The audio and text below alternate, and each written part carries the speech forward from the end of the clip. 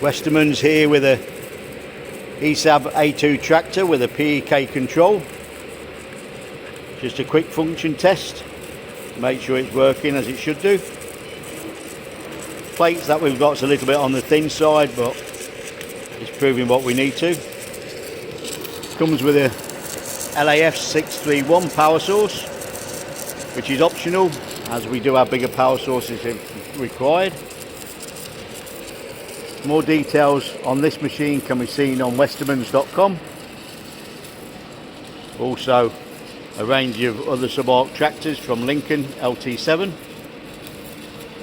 This particular one is running with a PEK control on the A2 motor. Various other machines in stock. SubArc column booms, also rotators, positioners, column boom, CNC plasma, basic MIG and TIG, orbital welders, so a full range, one shop stop. Thank you for looking.